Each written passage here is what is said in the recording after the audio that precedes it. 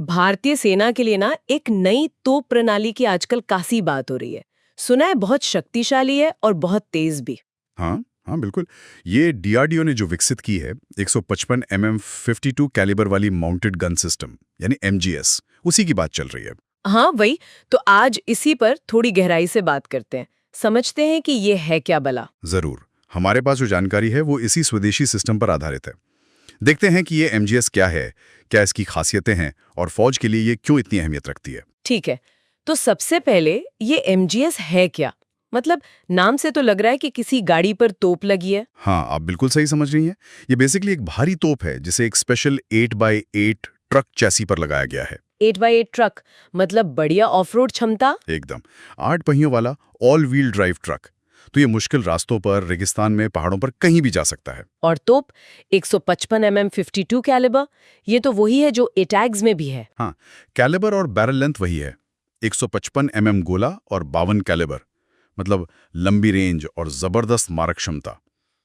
Technology काफी हद तक एटैग्स वाली ही है, पर सबसे बड़ा फर्क यह है कि ये खुद चल कर जाती है, इसे खींचना नहीं पड़ता। अच्छा, तो मतलब मोबिलिटी इसका सबसे बड़ा प्लस पॉइंट है। बिल्कुल। इसे तेजी से एक जगह से दूसरी जगह ले जाया जा सकता है और सबसे बड़ी बात, इसे फायर करने के लिए तैयार करने में बहुत कम समय लगता है। कितना कम? जैसे जो हमारी पारंपरिक टो की जाने वाली तोपें हैं, उन्हें तो सेट करने में टाइम लगता है ना। यही तो इसका कमाल है। इसे फायरिंग पोजीशन में सेट होने और पहला गोला दागने के लिए तैयार होने में सिर्फ, आप अंदाजा लगाइए। शायद कुछ मिनट नहीं, सिर्फ 80 सेकंड। क्या बात करें, 80 सेकंड। ये तो बहुत तेज है। हाँ, और इससे भी ज्यादा महत्वपूर्ण है इसकी शूट एंड स्कूट काबिलियत। शूट एंड स्कूट, ये मैंने सुना है, मतलब फायर करो और भागो। हाँ बिल्कुल वही, कुछ राउंड फायर किए और सिर्फ 85 सेकंड में ये अपनी पोजीशन छोड़कर मूव होने के लिए रेडी। अरे वाह, मतलब दुश्मन के काउंटर फायर से बचने के लिए एकदम परफेक्ट। एकदम। सोचिए, दुश्मन का रडार जब तक इसे लोकेट करके जवाबी कार्रवाई का सोचेगा। ये तो वहां से निकल चुकी होगी। बिल्कुल। इससे आर्टिलरी यूनिट्स की सेफ्टी बहुत बढ़ जाती है। ये तो वाकई गेम चेंजर लग रहा है, खासकर आज के जमाने की लड़ाइयों के लिए। और क्या खास टेक्नोलॉजी है इसमें? काफी कुछ है। जैसे ड्राइवर और क्रू के लिए एक आर्मर्ड कैबिन है, मतलब सुरक्षित है वो लोग। फिर फायरिंग के समय गन को स्टेबल रखने के लिए हाइड्रोलिक स्टेबलाइजर्स हैं। गोलियां लोड करने के लिए भी कुछ होगा, भारी होती हैं काफी। हाँ, उसके लिए एक एम्यूनिशन हैंडलिंग क्रेन है। और सिस्टम को अपनी पावर सप्लाई मिलती रहे, उसके लिए ऑन बोर्ड जनरेटर भी है। और इन सब को कंट्रोल करने के लिए एक इंटीग्रेटेड इलेक्ट्रॉनिक सिस्टम। और ये सब भारत में बना है। यही तो सबसे खास बात है। ये पूरा सिस्टम, ट्रक से लेकर गन और इलेक्ट्रॉनिक्स तक, पूरी तरह से स्वदेशी है। डीआरडीओ और हमारी इंडस्ट्री ने मिलकर बनाया है। ये बहुत बड़ी बात है, पर एक सवाल मन में आता है।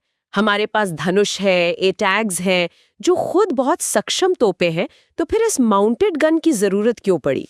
देखिए, धनुष और एटैग्स बेहतरीन टोड आर्टिलरी गन्स हैं, इसमें कोई शक नहीं। लेकिन उनको खींच कर ले जाना पड़ता है और पोजीशन में लगाने में थोड़ा वक्त लगता है। अच्छा। आज की जो तेज रफ्तार लड़ाई है, खासकर हमारी सीमाओं पर जो हालात हैं, वहां ऐसी आर्टिलरी चाहिए जो फौरन हरकत में आ सके, दुश्मन पर तुरंत फायर कर सके और अपनी लोकेशन भी तेजी से बदल सके। मतलब स्पीड और फ्लेक्सिबिलिटी। हाँ बिल्कुल। मौजूदा तोपों की इसी जरूरत को पूरा करने के लिए डीआरडीओ की जो वीआरडीई लैब है, उन्होंने इसे डिजाइन किया।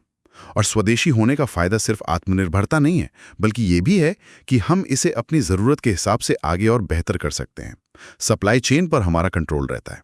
तो सेना के लिए सीधे सीधे फायदे हो गए, स्पीड, फ्लेक्सिबिलिटी और बेहतर सर्वाइवेबिलिटी। हाँ, तैनाती में स्पीड, मूवमेंट में स्पीड, शूट एंड स्कूट से टैक्टिकल एडवांटेज।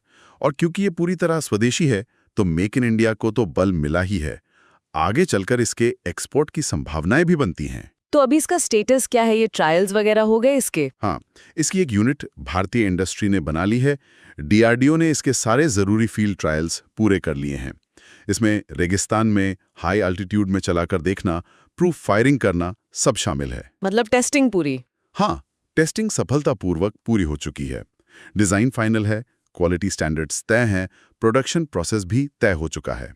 और बड़े पैमाने पर प्रोडक्शन के लिए एक प्रोडक्शन पार्टनर, जिसे डीसीपी कहते हैं, वो भी चुन लिया गया है। अच्छा, तो मतलब प्रक्रिया सही रास्ते पर है। बिल्कुल। तो कुल मिलाकर देखें तो ये माउंटेड गन सिस्टम अपनी स्पीड, मोबिलिटी और पूरी तरह से स्वदेशी होने के कारण भारतीय सेना के लिए एक बहुत बड़ा एसेट साबित हो सकता है। वाकई गेम चेंजर वाली बात है।